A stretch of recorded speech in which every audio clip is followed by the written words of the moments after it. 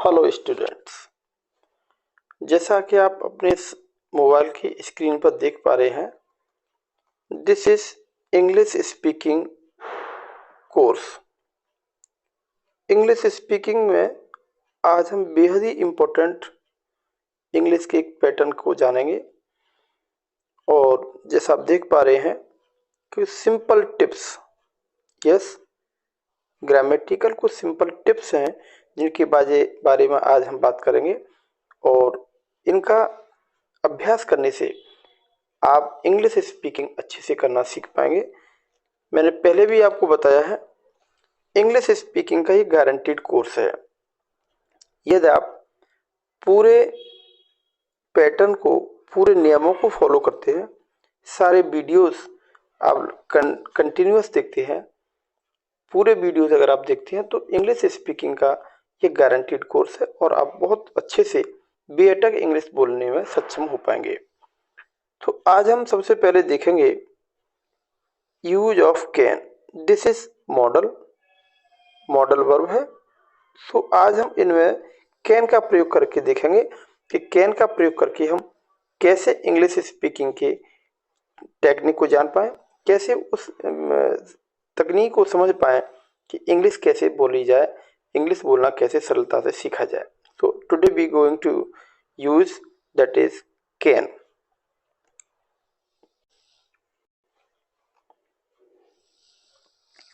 सबसे पहले हम देखेंगे कि कैन का प्रयोग करेंगे तो हिंदी में उसका अर्थ क्या होगा।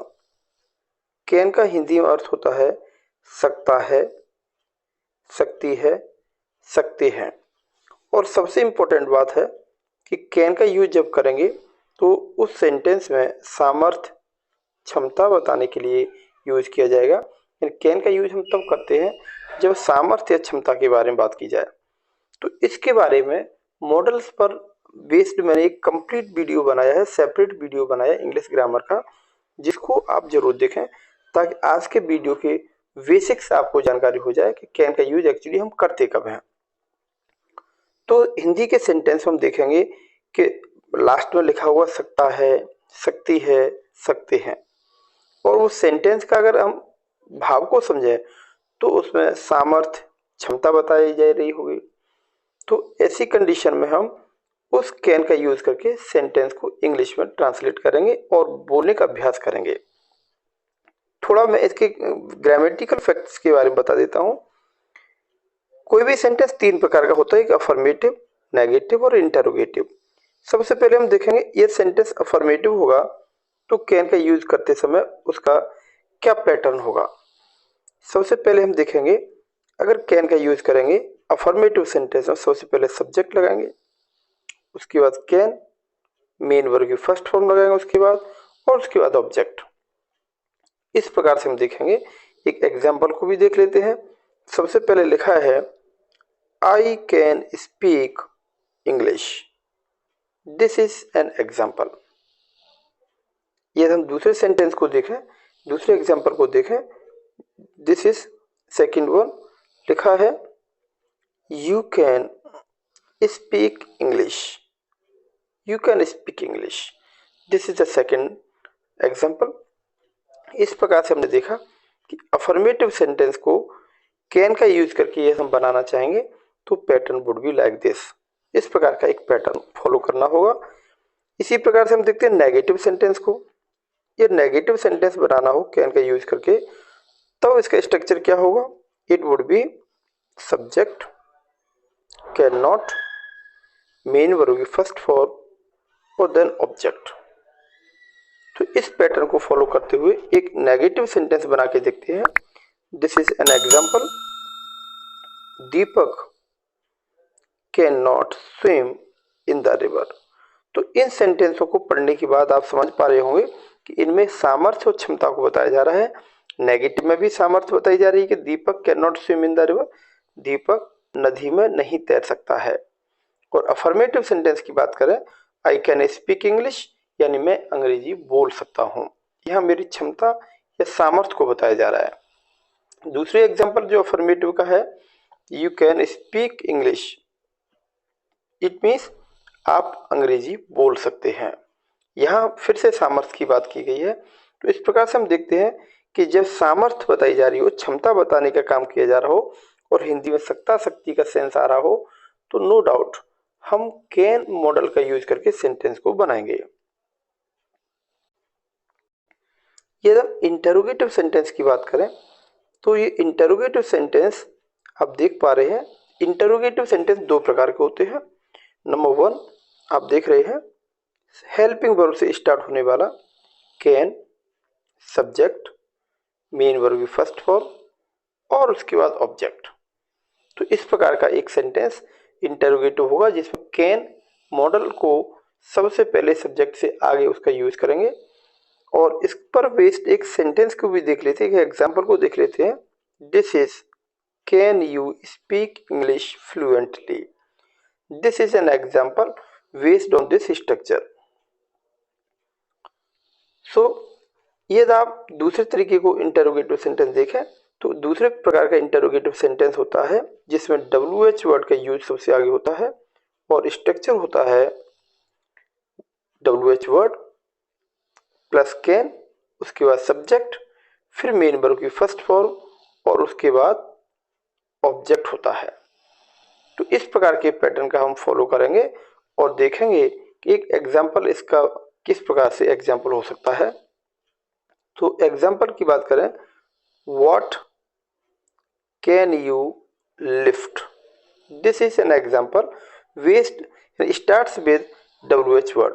WH वर्ड की बात करें तो क्या है, व्हाट। तो सारे WH वर्ड को हम वन बाई वन डिस्कस कर लेते हैं। WH वर्ड होते हैं जैसे what, why, where, when, who,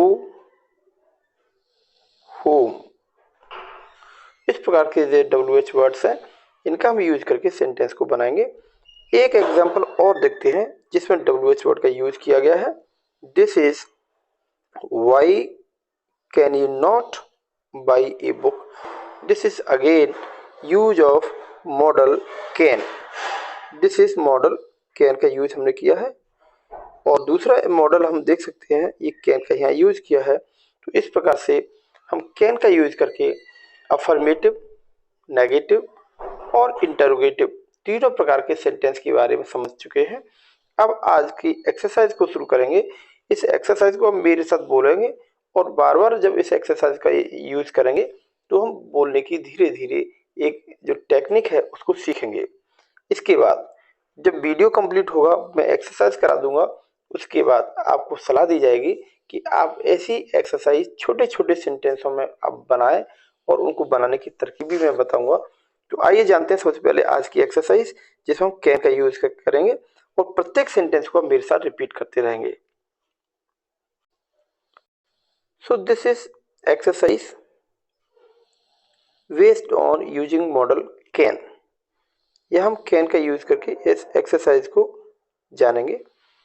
so the very first sentence that is question word. तो आप मेरे साथ यूज करेंगे ये क्वेश्चन। सबसे पहले मैं एक इंटरोगेटिव सेंटेंस बोलूंगा जो हेल्पिंग वर्ब कैन से शुरू किया जा रहा होगा, मॉडल कैन से शुरू किया जा रहेगा। उसके बाद दो आंसर होंगे। The very first that is affirmative, next one would be negative one. तो अफर्मेटिव, नेगेटिव इन दोनों प्रकार के सेंटेंस को मेरे साथ रिपीट करेंगे और टेक्निक को जानेंगे। यदि आप पहली बार मेरे वीडियोस को देख रहे हैं तो निश्चित ही आपको चैनल सब्सक्राइब कर लेना चाहिए और इसके दूसरे जो वीडियो मैंने इससे पहले अपलोड किए हैं उनको भी आप जरूर देखें, ताकि स्टेप बाय स्टेप सारी वीडियो जब आप देखेंगे, एक वीडियो में मैं केवल एक ही ग्रामेटिकल पैटर्न के बारे में डिस्कशन करता हूं। तो इस प्रकार से सारे वीडियोस को देखेंगे और अपने नोटबुक पर सारी टेक्निक को, सारे पैटर्न्स को, सारे स्ट्रक्चर्स को जिनकी मैं डिस्कशन करता हूं नोट भी करते जाइएगा। So please repeat after me. The very first, this is a question, can you speak English fluently? Very simple. So your answer is yes. Yes, I can speak English fluently. So this is the answer in affirmative.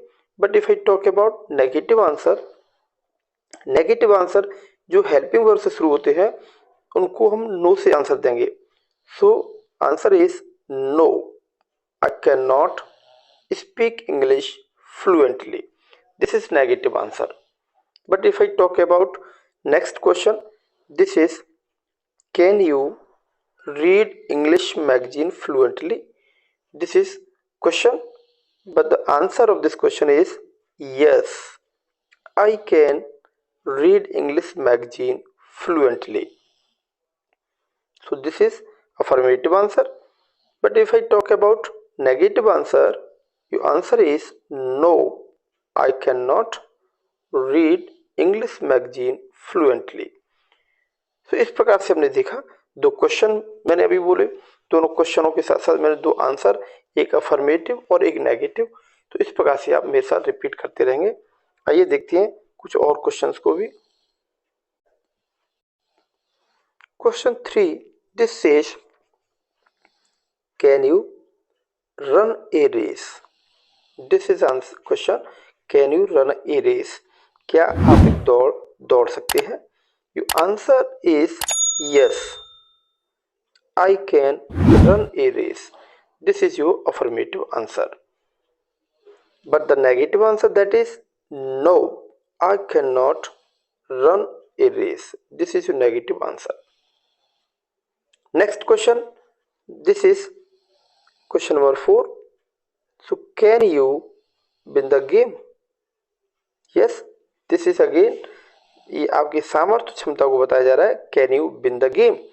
Your answer is yes, I can win the game. This is your affirmative answer. But the negative answer, that is no, I cannot win the race. This is your negative answer. In the same manner, next question, that is 5.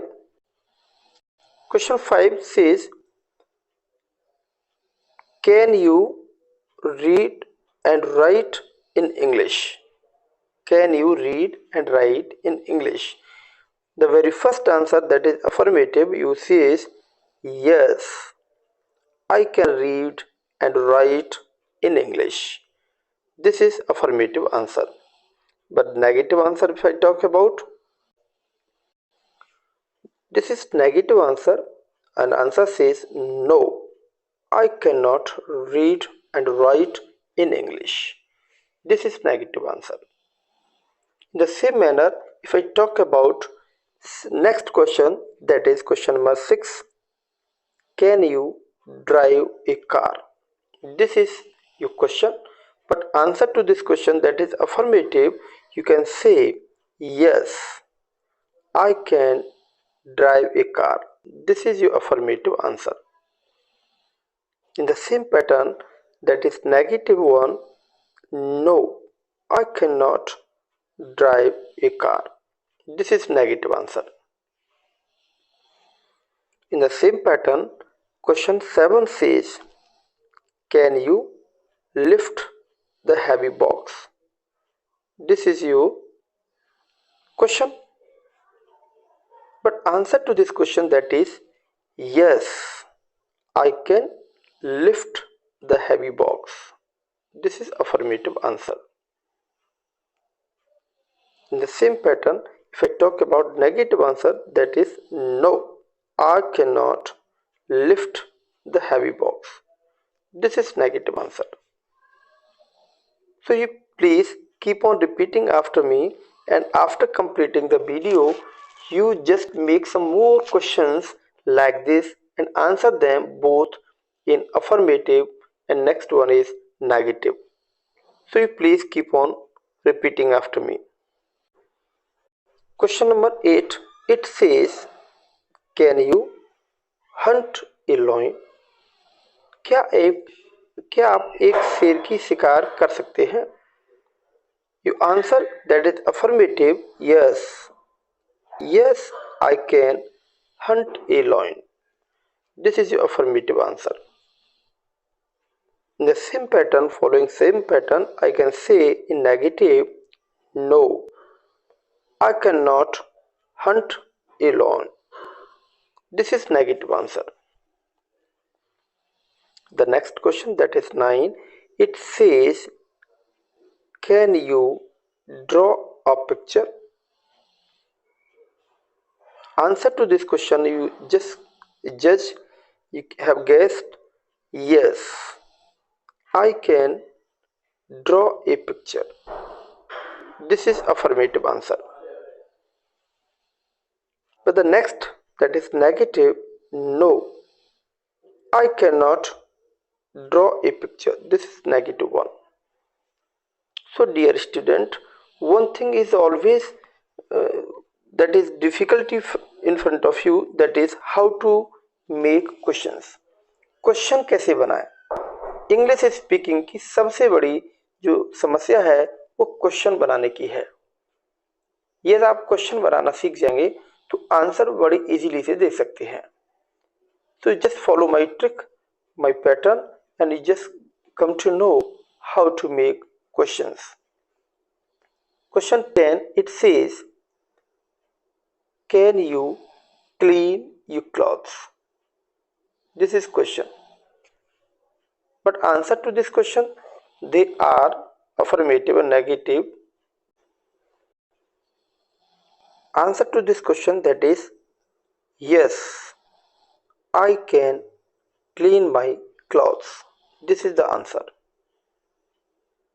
But the negative answer, that is, no, I cannot clean my clothes. This is negative answer. Next question, that is 11, it says, can your friend learn English speaking? So student, here you can see on word 11 I have changed the subject. अभी तक हमने एक question से लेकर के 10 question तक एक ही subject को फॉलो करते हुए कुछ क्वेश्चन फ्रेम किए थे। ये सब्जेक्ट था यू, जिसका आंसर आप हमेशा आई में देते थे। लेकिन अभी जो मैं अगले क्वेश्चन 11 to 15 बनाऊंगा, जिसमें डिफरेंट सिंगुलर सब्जेक्ट का यूज किया गया है, और सिंगुलर सब्जेक्ट का यूज करके आप देख पाएंगे कि किस प्रकार से हम क्वेश्चन को फ्रेम करेंगे। Can your friend, this is singular one. So answer to this question, that is yes. Again you can say yes, my friends can learn English speaking.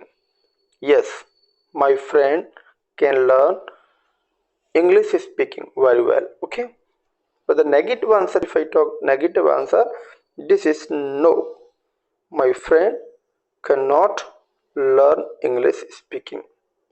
This is negative answer. Again question number 12, again the singular subject is used. So question is, can Rohit buy a book?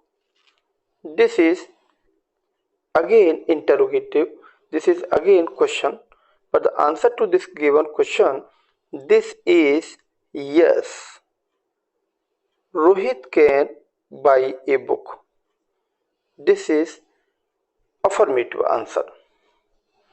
But if I talk about the negative answer to this given question, this is no, Rohit cannot buy a book. This is negative answer. इस प्रकार से हमने देखा 11 to 15 क्वेश्चनों को मैं simple singular subject के साथ use करते हुए बनाऊंगा। आप उस पैटर्न को, उस टेक्निक को जरूर फॉलो करें और अपनी नोटबुक में नोट करते रहें। Question 13, it says, can your younger brother fly the kite? This is question, but answer to this question, that is yes, my younger brother can fly the kite. This is singular subject used in this sentence. This is the answer, but the negative answer, no, my brother cannot fly the kite. This is negative answer. Next question, that is 14, Again, I have used singular subject. This is singular subject. Your younger sister. This is singular subject. So using this singular subject, I have framed one question, that is, can your younger sister prepare breakfast? Yes. Answer to this given question, that is yes. My younger sister prepare the breakfast. This is affirmative answer. But if I talk about negative answer, that is no. My younger sister cannot prepare the breakfast. This is negative answer. The next question, that is 15, again singular subject, the musician I have used. So question is, can the musician play a sweet tone? Answer to this given question, that is yes. The musician can play a sweet tone. This is affirmative answer.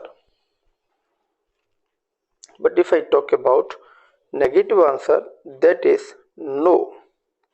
The musician cannot play a sweet tone. This is negative answer.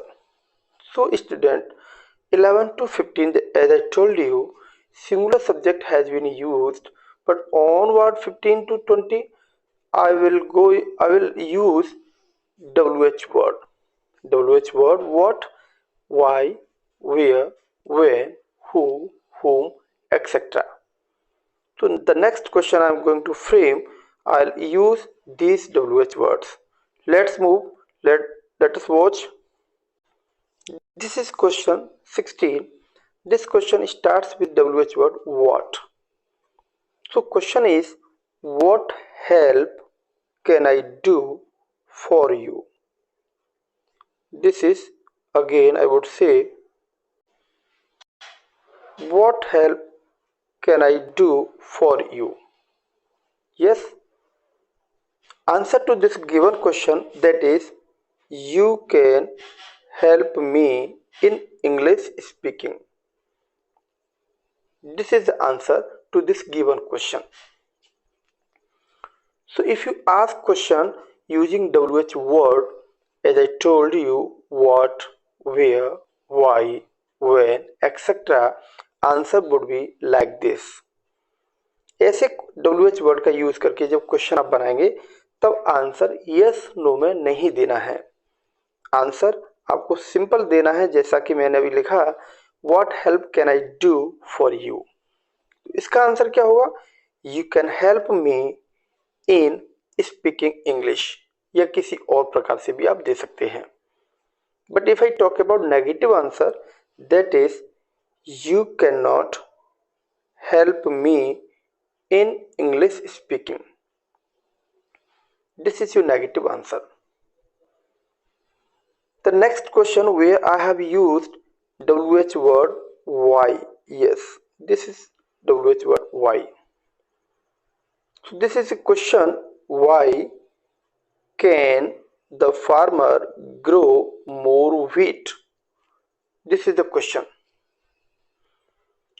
So answer to this given question, this is, the farmer can grow more wheat because he can use scientific methods.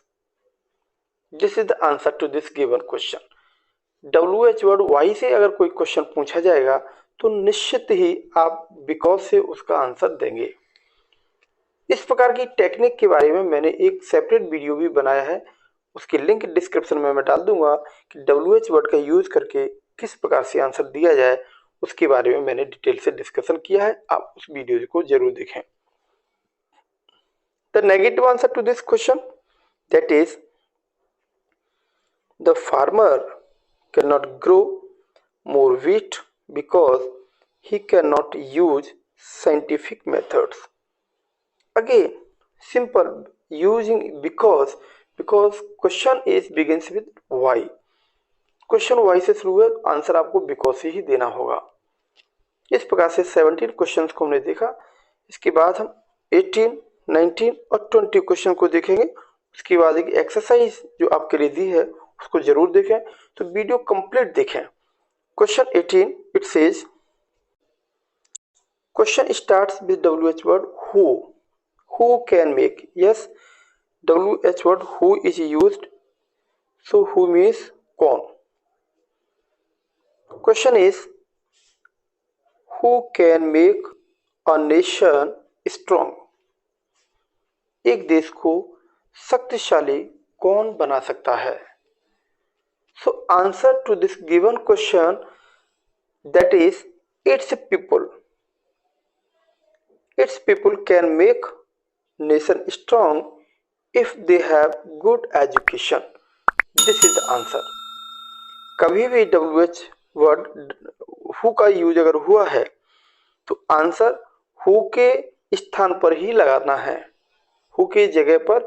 जैसे कि answer में लगाए it's a people, this is the answer, it's a people, this is the answer. और question as it is हमको उतारना है या लिख देना है या उसको ऐसे ही बोलना है स्पीकिंग में।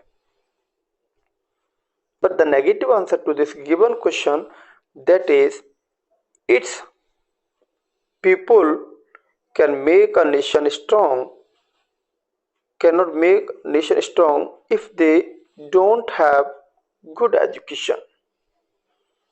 देश को महान कौन बना सकता है, शक्तिशाली कौन बना सकता है? इट्स अ पीपल, इसके लोग, यदि उनको अच्छी शिक्षा मिले। बट द नेगेटिव आंसर, यदि उनको अच्छी शिक्षा नहीं मिले तो वे नहीं बना सकते। In the same manner next question that is 19, here you can see WH word how many used, how many, yes। so how many का यूज करके किस प्रकार से क्वेश्चन बनाया हमने, let us see। how many hours can you study in one sitting। ये question ऐसे question है जिन्हें हम डे टू डे लाइफ में यूज करते हैं। तो इसका आंसर क्या करेंगे देखते हैं। I can study for 2 hours long in one sitting। Yes, but the negative answer to this such a question that is I cannot study for 2 hours long in one sitting। This is the answer to the given question. In the same pattern, in the 20th question I am going to discuss, you can see WH word used and answer is there followed। This is the question 20. Here you can see WH word which is used, which का use किया गया है। So question begins, which subject can you read daily। This is the question, but the answer to this question that is I can read English as a subject daily। I can read English as a subject daily, but the negative answer if you talk about I cannot read English as a subject daily, this is the negative answer।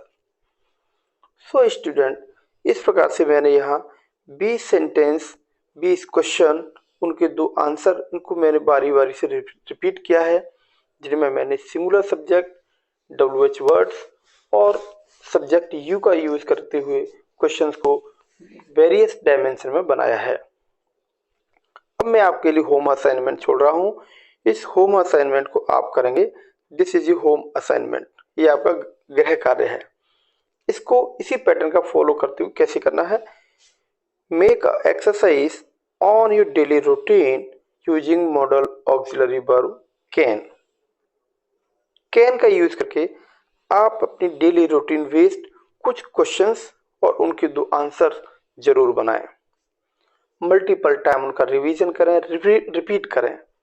This is the technique to know actually how to speak English. इसके अलावा इसी channel पर मैं speaking से related short video भी बना करके डालता हूं, जिनमें विभिन्न टेक्निक, विभिन्न शॉर्ट सेंटेंस बनाने की टेक्निक को मैं बताता हूं, आप उनको जरूर देखें। यदि आप किसी क्लास में स्टूडेंट हैं, किसी क्लास के पढ़ने वाले छात्र हैं, हाई स्कूल, इंटर या ग्रेजुएशन, उनकी आगामी परीक्षाओं से संबंधित मैं एक बहुत स्पेशल वीडियो बनाने वाला हूं, जिसमें परीक्षा से संबंधित जानकारी दूंगा और पेपर को कैसे आसानी से हम सॉल्व करें उसके बारे में भी डिस्कशन करूंगा। साथ ही साथ पीजीटी, टीजीटी से रिलेटेड वीडियोज में डालता हूं। जो स्टूडेंट पीजीटी, टीजीटी की तैयारी कर रहे हैं या एलटी ग्रेड या जीआईसी प्रवक्ता की तैयारी कर रहे हैं, उनके लिए भी मैं अल्टरनेट डे एक इम्पोर्टेंट वीडियो डालता रहता हूं। आप ये इसी प्रकार के स्टूडेंट, छात्र हैं, अभ्यर्थी हैं, तो चैनल को जरूर सब्सक्राइब करें। यदि आपको लगता है कि मेरा एफर्ट आपके लिए यूजफुल है तो चैनल को सब्सक्राइब करें, अपने फ्रेंड्स में भी शेयर करें और सारे वीडियोस को देखें और आपकी क्या ओपिनियन है मुझे कमेंट जरूर करें। So stay motivated, keep watching, thank you for watching.